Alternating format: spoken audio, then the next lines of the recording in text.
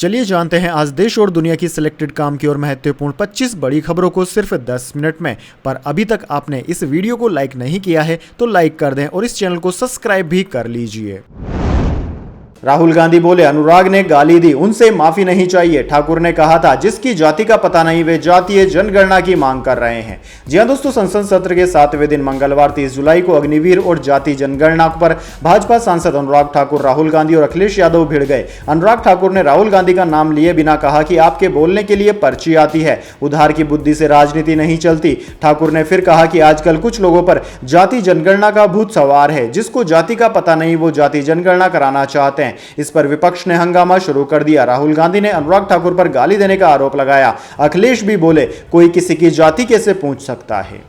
चलिए दोस्तों, जान लेते हैं अगली बड़ी खबर। ब्रिटेन में इस्लामी प्रचारक अंजुम चौधरी को उम्र कैद, आतंकी संगठन चलाने का दोषी पाया गया। अमेरिका पर 9/11 हमले की तारीफ की थी। जी दोस्तों, ब्रिटेन में इस्लामी कट्टरपंथी नेता अंजुम चौधरी को आजीवन कैद की सजा सुनाई गई है। वुलविच क्राउन कोर्ट ने बीते सप्ताह अंजुम चौधरी को नफरती भाषणों के जरिए लोगों को उकसाने और आतंकी संगठन अल मुहाजिरून ALM को चलाने के लिए दोषी पाया था। ब्रिटेन अदालत ने कहा कि अंजुम चौधरी एक आतंकी संगठन चलाता है, जिसका मकसद हिंसक तरीकों से शरिया कानून को पूरी दुनिया में फैलाना है।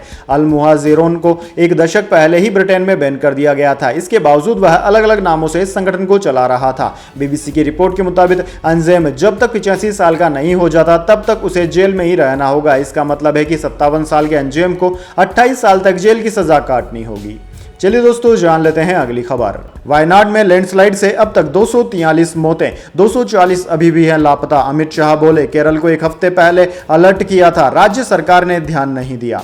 जी हां दोस्तों, केरल की वायनाड में तेज बारिश के बाद लैंडस्लाइड में मरने वालों की संख्या 243 हो गई। 130 लोग अस्पताल में हैं, जबकि 240 से ज्यादा लोग अभी भी लापता हैं। वहीं दोस्तों, लैंडस्लाइड सोमवार देर रात 2 बजे से 4 बजे के करीब मुंडकई, चूरमाला, अंटामाला और नूलमुझा गांव में हुई थी। इनमें घर, पुल, सड़कें और गाड़ियां बह गई। Army, air force, NDRF, SDRF, police और डॉग स्क्वाड की टीमें रेस्क्यू में जुटी हुई है। दोस्तों, देर रात तक 1000 लोगों का रेस्क्यू किया गया। 3000 लोगों को राहत शिविर में भेजा गया है।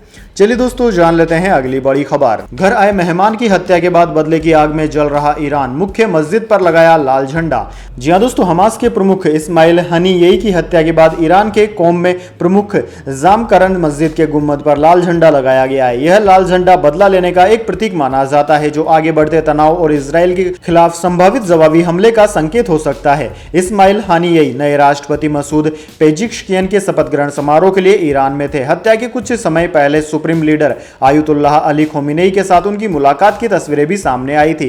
खोमेनी मीडिया की तरफ से एक वीडियो भी शेयर किया गया था, जिसमें हानिये सुप्रीम लीडर से मिल रहे हैं, उनसे गले लग रहे हैं। Islamic revolutionary guard corps IRGC की तरफ से एक और बयान जारी किया गया, जिसमें हानिये की हत्या की निंदा की गई। ईरानी सेना ने हमास चीफ की हत्या को आपराधिक और कायरतापूर्ण करार दिया है। चलिए दोस्तों, जान लेते हैं अगली खबर। हाईकोर्ट बोला, दिल्ली कोचिंग हादसा अफसरों की मिली भगत से हुआ, इनसे पूछो नाली कहां है, नहीं बता पाएंगे, ये ऐसी ऑफिस से बाहर नहीं निकलते। जी हां दोस्तों, दिल्ली के राव IAS कोचिंग के बेसमेंट में स्थित लाइब्रेरी में पानी भरने से 27 जुलाई को 3 स्टूडेंट्स की मौत हो गई थी। कुटुंब ट्रस्ट की याचिका पर दिल्ली हाईकोर्ट के एक्टिंग चीफ जस्टिस मनमोहन और जस्टिस तुषार राव की बेंच ने municipal corporation of Delhi MCD को जमकर फटकार लगाई। बेंच ने कहा कि इस तरह की घटनाएं सिस्टम की नाकामी है, ये सब अफसरों की मिली भगत से हुआ है, सभी ब्लेम गेम खेल रहे हैं, किसी एक की जिम्मेदारी तय करनी होगी। MCD अधिकारियों से पूछो कि नाली कहां है तो नहीं बता पाएंगे, क्योंकि वे अपने ऐसी ऑफिस से बाहर ही नहीं निकलते हैं। जूनियर अफसरों को सस्पेंड करके कुछ नहीं होगा। चलिए दोस्तों, जान लेते हैं अगली खबर।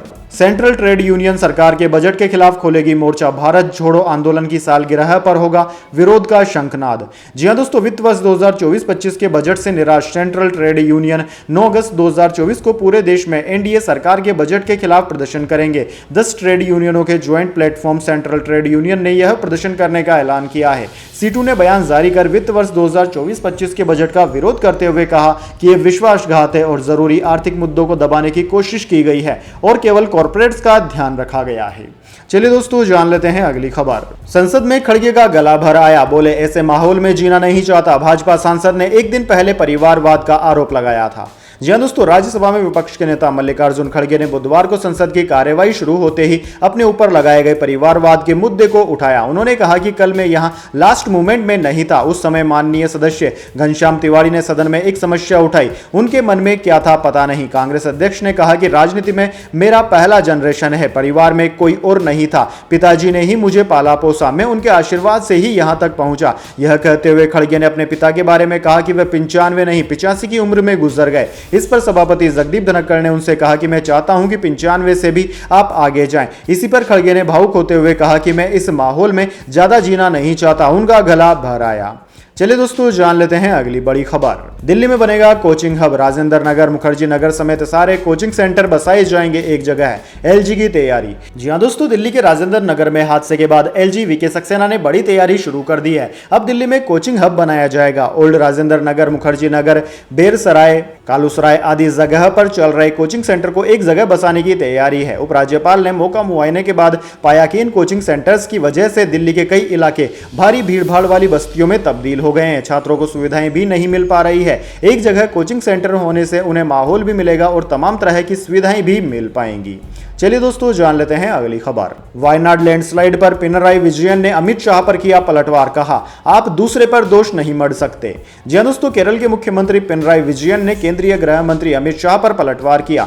गृह मंत्री अमित शाह ने कहा था कि राज्य सरकार को बाढ़ और भूस्खलन के बारे में पहले से ही आगाह कर दिया गया था। बुधवार को तिरुवनंतपुरम में मीडिया को संबोधित करते हुए मुख्यमंत्री ने कहा कि केंद्र सरकार को यह समझना चाहिए कि जलवायु परिवर्तन से संबंधित गंभीर मुद्दे हैं। क्या अतीत में हमने ऐसी अत्यंत वर्षा देखी है जैसी हम अभी देख रहे हैं? हमें जलवायु परिवर्तन पर काम करने की आवश्यकता है। जब ऐसा कुछ होता है तो आप दूसरों पर दोष मढ़कर जिम्मेदारी से बच नहीं सकते। जैसा कि मैंने कहा, मुझे नहीं लगता कि यह दोषारोपण का समय है। पिनराई विजयन राज्यसभा में अमित शाह के बयान का जवाब दे रहे थे, जिसमें गृह मंत्री ने कहा था कि 23 जुलाई को केरल सरकार को चेतावनी दी गई थी। अमित शाह ने कहा था कि केरल ने 2014 के पूर्व वार्निंग सिस्टम विकसित करने के लिए 2000 करोड़ रुपए से अधिक खर्च किए हैं। मैं स्पष्ट करना चाहता हूं कि 23 जुलाई को केंद्र ने घटना से 7 दिन पहले केरल सरकार को पूर्व चेतावनी दी थी और फिर 24 और 25 जुलाई को हमने उन्हें फिर से चेतावनी दी। 26 जुलाई को चेतावनी दी थी कि 20 सेमी से अधिक भारी वर्षा की संभावना है और भूस्खलन भी हो सकता है।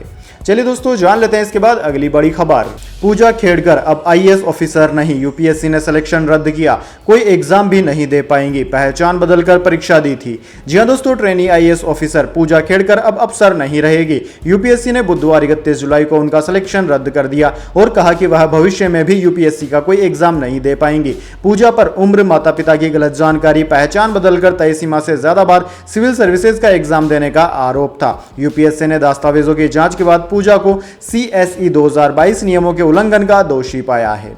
चलिए दोस्तों, जान लेते हैं अगली खबर। नरेंद्र मोदी ने लिखा, अनुराग ठाकुर की लोकसभा स्पीच जरूर सुने। कांग्रेस बोली, प्रधानमंत्री ने संसदीय विशेषाधिकार का उल्लंघन किया। यह बेहद अपमानजनक और असंवेदनशील टिप्पणी है।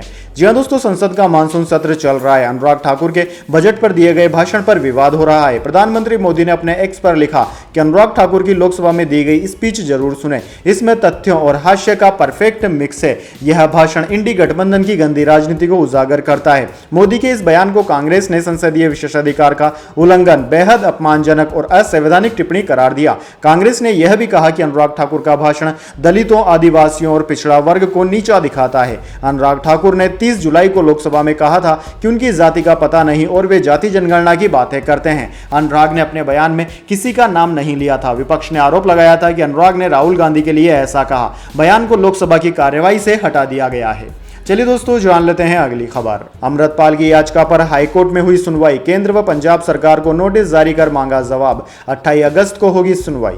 जी हां दोस्तों, खडूर साहिब से सांसद और खालिस्तान समर्थक अमृतपाल सिंह ने उन पर लगाए गए राष्ट्रीय सुरक्षा कानून एनएसए की अवधि बढ़ाए जाने को पंजाब एंड हरियाणा हाईकोर्ट में चुनौती दी है। उनका कहना है कि सांसद पर नेशनल सिक्योरिटी एक्ट एनएसए लगाना गलत है। इस मामले की आज अदालत में सुनवाई हुई। अदालत ने इस मामले में केंद्र और पंजाब सरकार को नोटिस जारी कर जवाब मांगा है। वहीं मामले की अगली सुनवाई 28 अगस्त को तय की गई है। हालांकि दोस्तों, पिछली सुनवाई की शुरुआत में सरकारी वकील ने उनकी याचिकाओं में तकनीकी खामियों की बात उठाई थी। उन्होंने कहा था कि उनके घर का पता और उनके माता पिता की उम्र सही नहीं है। इसके बाद उनके वकील ने इसमें संशोधन के लिए समय मांगा था। चलिए दोस्तों जान लेते हैं अगली बड़ी खबर। यूपीएससी की नई चेयरमैन बनी प्रीति सूदन। मनोज सैनी के इस्तीफे के बाद हुई नियुक्ति। रक्षा मंत्रालय समेत कई विभागों में 37 साल का है अनुभव। जी हां दोस्तों, केंद्र सरकार ने 30 जुलाई यानी कि मंगलवार को प्रीति सूदन को union public service commission UPSC का चेयरमैन नियुक्त कर दिया। 1983 बैच की आईएएस अधिकारी प्रीति सूदन पूर्व केंद्रीय स्वास्थ्य सचिव है। वे 1 अगस्त को पदभार संभालेंगी। दोस्तों, आंध्र प्रदेश कैडर की अधिकारी सूदन ने महिला एवं बाल विकास, रक्षा मंत्रालय और सार्वजनिक वितरण विभाग के सचिव के रूप में भी काम किया है।